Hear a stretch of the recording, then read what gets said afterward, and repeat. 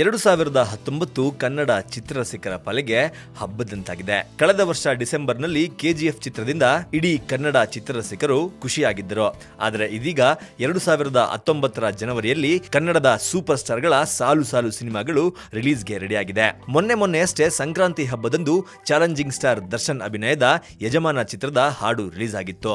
ಅದರ ಜೊತೆಯಲ್ಲೇ ಕಿಚ್ಚ ಸುದೀಪ್ ಅಭಿನಯದ ಪೈಲ್ವಾನ್ ಚಿತ್ರದ ಟೀಸರ್ ಸಹ ರಿಲೀಸ್ ಆಗಿತ್ತು.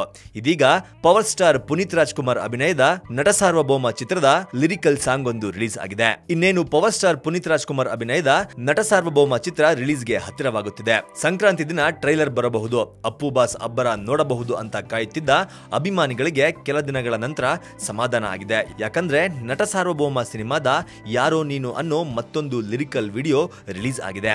ಕವಿರಾಜ್ ಬರೆದು ಶ್ರೇಯಾ ಘೋಷಾಲ್ ಅವರು ಹಾಡಿರೋ ಹಾಡು ಸಖತ್ ಮೆಲೋಡಿಯಸ್ ಆಗಿದೆ.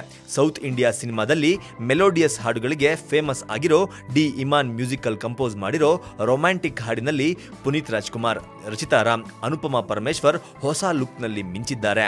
ಪವನ್ ಒಡೆಯರ್ ನಿರ್ದೇಶನ, ರಾಕ್ಲೈನ್ ವೆಂಕಟೇಶ್ ನಿರ್ಮಾಣದ ಈ ಸಿನಿಮಾ ಚಿತ್ರೀಕರಣ ಮುಗಿಸಿದೆ. ಟೀಸರ್ ಕೂಡ ಹೊರಬಂದಿದೆ. ಇದೇ ಜನವರಿ 26ಕ್ಕೆ ಗಣರಾಜ್ಯೋತ್ಸವದ ದಿನದಂದು ಟ್ರೈಲರ್ ರಿಲೀಸ್ ಆಗುತ್ತಿದೆ. ಅಂದಿನಿಂದಲೇ ಅಪ್ಪು ಅಭಿಮಾನಿಗಳಿಗೆ ಸಂಭ್ರಮ ಸಡಗರದ ಹಬ್ಬ ಶುರುವಾಗಲಿದೆ. ಮುಂಬರುವ ಫೆಬ್ರವರಿ 7ಕ್ಕೆ ಜಬರ್ದಸ್ತ್ ಆಗಿ ನಟ ಸಾರ್ವಭೌಮ ತೆರೆಗೆ ಎಂಟ್ರಿ ಆಗಲಿದ್ದಾನೆ.